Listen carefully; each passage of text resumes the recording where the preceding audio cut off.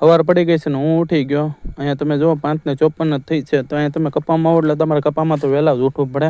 કારણ કે જો તમે મોડા જાઓ તો કપા થાય નહીં. અત્યારે ઝાકળ હોય એટલે ઝાકળ પૂરેલો કપા વીણો એટલે કપામાં વજન પણ વધે ને તમારે વીણવાની પણ મજા આવે. તો આ જો મેં મારા ઝૂંપડા બાજુ લાઇટ કરી છે. અત્યારે ખાલી લાઇટ જ દેખાય છે એવું અંધારું છે. કારણ કે સવારમાં 6 વાગે શાળામાં એટલે અંધારું જ હોય.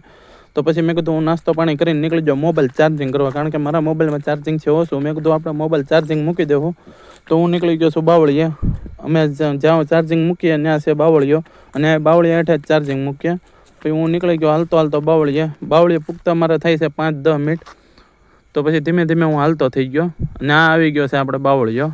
તો અહીંયા છે બેલાને પછી ખાટલો ને બાટલો ને ગોળા ને બોળા ને બધું છે. અહીંયા અમે ચા પાણી પણ બનાવ્યું. હું તમને આગળ ચૂલો પણ દેખાડું. તો આ જો અહીંયા આગળ અમારે છે ને ચૂલો પણ છે.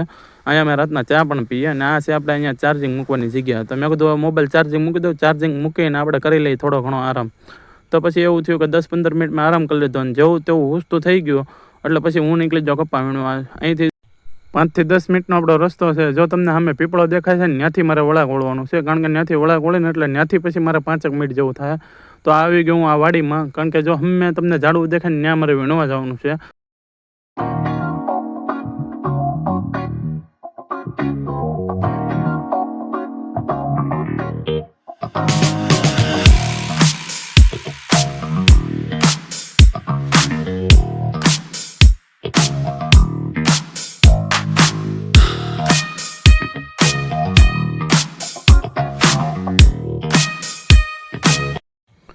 આ તો આપણે થોડો ઘણો કપા વીણી લીધો છે. અત્યારે 8 જેવું થઈ ગયું છે અને કપા જુઓ તમે આ પહેલી વીણી જ છે. કપા કેવા મસ્તીનો છે.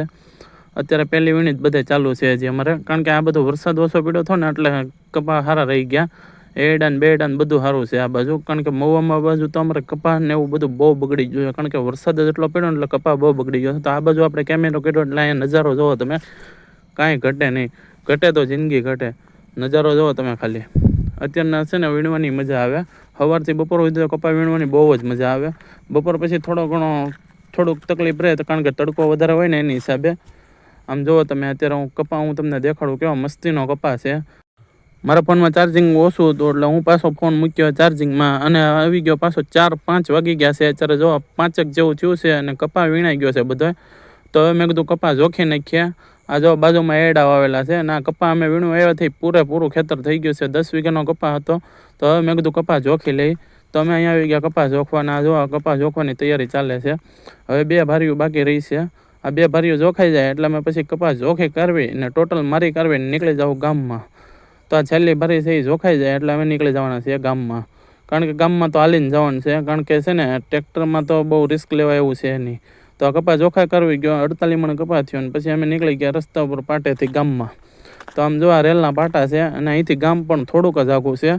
હાલતા નીકળી ગયા ગામમાં અને ગામમાં પૂગ્યા એટલે ગામમાં પછી અમે 2 કલાક બેઠા. 2 કલાક બેઠા પછી ખેડૂતનો ફોન આવી ગયો કે ટ્રેક્ટર ખોટવાઈ ગયું છે અને ટ્રેક્ટર ફસાઈ ગયું છે વાડીમાં. એટલે પછી કાંઈ નીકળે એમ નહોતું. તો હું પછી રાત પડી ગઈ એટલે મેં પછી પાછા નીકળી ગયા ઘર બાજુ. અત્યારે અમે ઘરે જઈએ છીએ.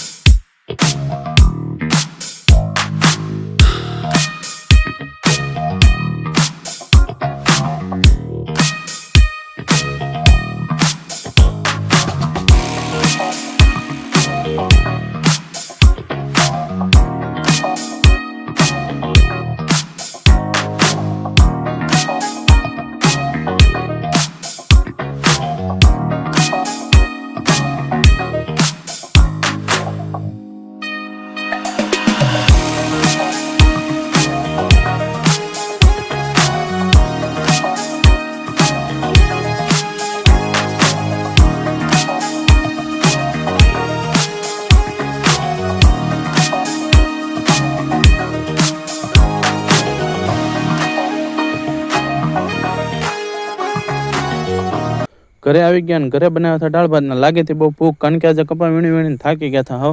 કારણ કે મારો તો આજે બીજો દિવસ એટલો બહુ થાકોડો લાગ્યો. કારણ કે અહીંયા 4-5 દિવસ આપણે છે ને ટેવાવું પડે. તો મળી ગયા મિત્રો આપણે નેક્સ્ટ બ્લોગમાં. ત્યાં સુધી બધાને જય શ્રી કૃષ્ણ.